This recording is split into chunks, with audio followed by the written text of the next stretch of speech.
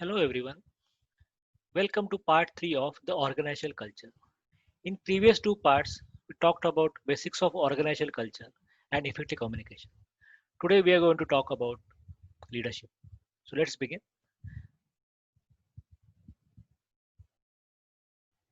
My name is Mahendra Kane and motto of my life is helping others grow.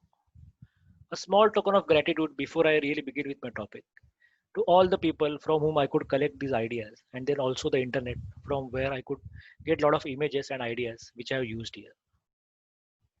So what is really leadership? We when we talk about leadership, we talk about manager, we talk about boss, we talk about a leader. So let us be very clear what exactly I am trying to say here.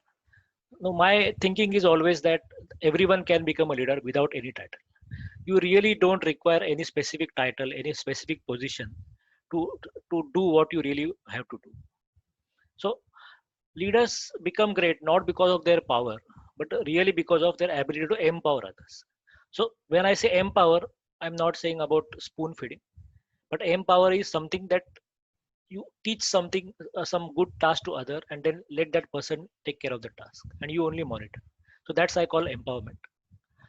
Now, don't tell people really how to do things, but you can just tell them what exactly you want in your mind, what you have in your mind, and then let them be convinced with that, and then you will definitely be surprised how well the task is done. Another thing is basically leadership does not come by force, it does not come by dictatorship. If people start following you voluntarily, then even if you have title or no title, it really doesn't matter. You are a leader in everybody's mind. And also another thing is leaders are really not creating followers, right? So they always create more leaders who can again lead many more people and then empower them to do even better tasks.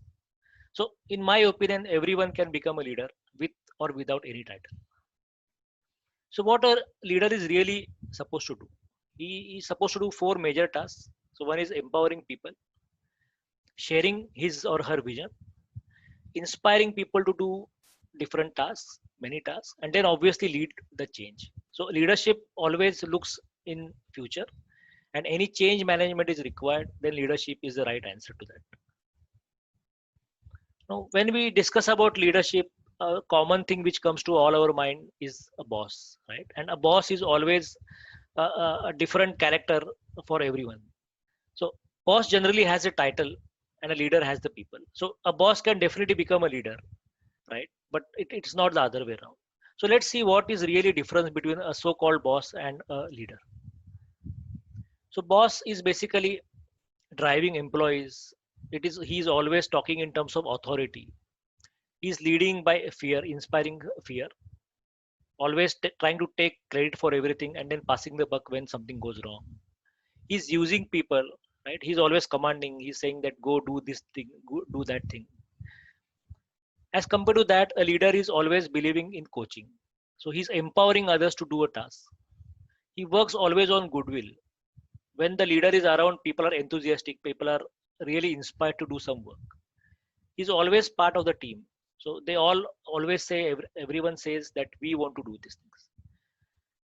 Even though he's not really into day-to-day tasks, but he knows what is going wrong and what can be fixed. So he's always the first one to fix the breakdown.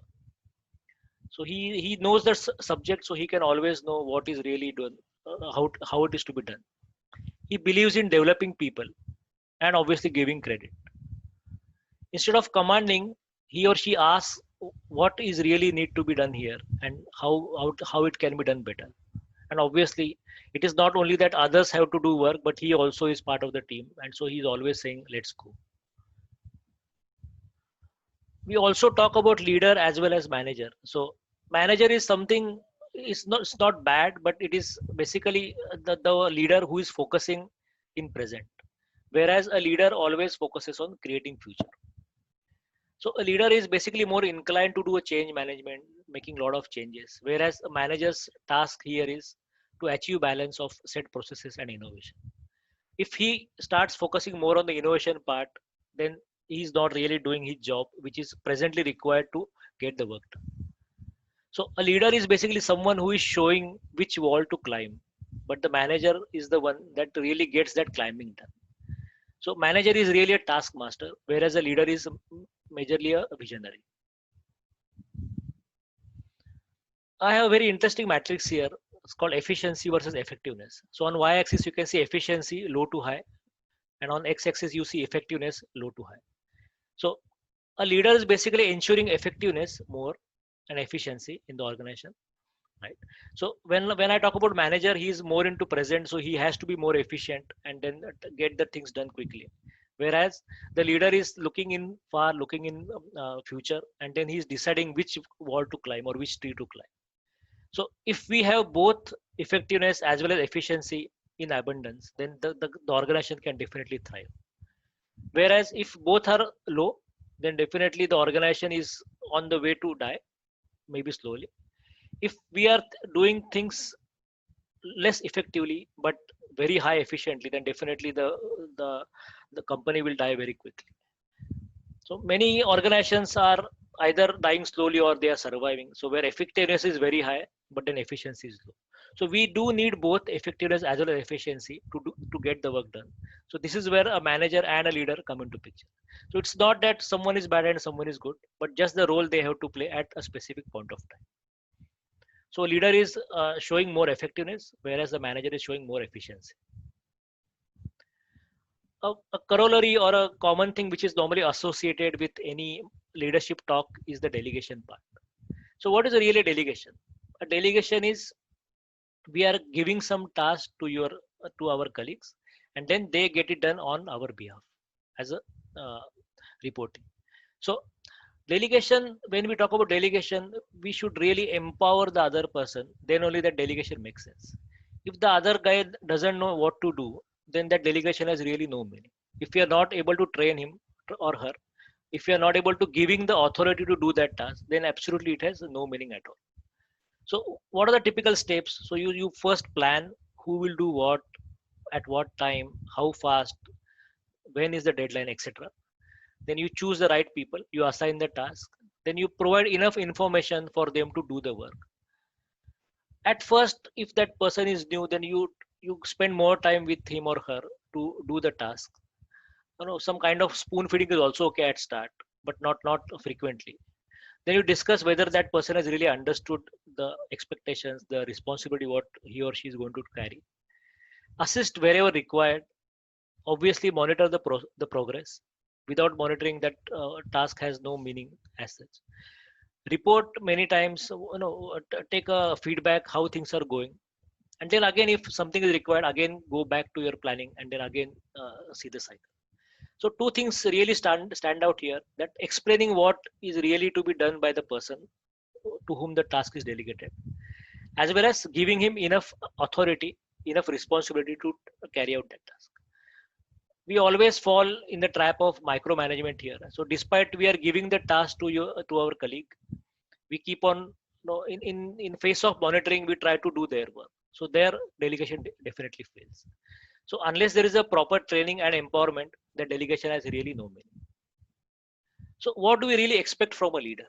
We expect a lot of things from a leader. He is our role model, kind of. So he's supposed to be optimistic. So he or she. So just as a figure of speech, I am talking about he. Then they should be pragmatic. They should be very practical and open. They should be extremely flexible, and they should not be a taskmaster, or you can say they should not be a dictator kind of thing. There should be some kind of humor. When the colleague should feel more open, more easygoing, more humorous when the leader is around. The most important thing I expect from my leader is always that the person should walk the talk. So what is really walking the talking? If that person himself or herself is not really following the things which they are telling us, then that is not really walk the talk. Just to give an example, we have kids at our home, and we let's say we teach them something, and if we are not doing that thing on our own, then why would the kid get inspired by us, right? So the same thing is applicable in work also. If the boss himself or herself is not clear with the task, what authority or what kind of training you are supposed to get from them? So if we are walking the talk, then definitely there is more confidence in the employee to get that work done. Another thing that a good leader always remembers that he or she was already a follower earlier, right? Nobody just becomes a boss out of the blue moon. You all saw the a serial क्योंकि सास भी कभी बहू थी. The same logic goes here. So the leader was a follower earlier. He learned, or he or she learned a lot of things from their bosses, from their leaders, from their managers, and they are implementing new things as well as whatever old things they learned from them, right? So always remember क्योंकि सास भी कभी बहू थी. A good leader always remembers that he or she was also a follower earlier. Coming back to the leadership without any title or without any position, what is really required from our end is first learn to lead yourself. If we don't know the topic, we don't know the subject and what we are supposed to lead to others, right? So take maximum efforts to learn the things first, learn the trick of the trade first, and then only start empowering others. Be ready to help others unconditionally. That is really important, because unless you start helping, no one will really come to you. And while we are helping others, just be patient and compassionate. The other person really doesn't know what is to be done. You are the guiding force, you are the lighthouse for that person. So you have to be very patient, you have to be compassionate, you have to be emphatic. You have to assume that you were also in that person's shoes earlier, and you had also gone through the similar problems, and now you are trying to make his life simpler by giving him some help. Again, I'm not talking about spoon feeding, but I'm talking about empowering that other person to do some job. And obviously, when we are all doing the same thing, strive hard to become great in every area of life. Even if you are just a sweeper, but sweep that road so clearly that everyone should be proud of you, right? So that's all from my side on this leadership topic. As always, while ending this thought, I always believe that we all have potential to change, but then change while there is always a chance. Thank you.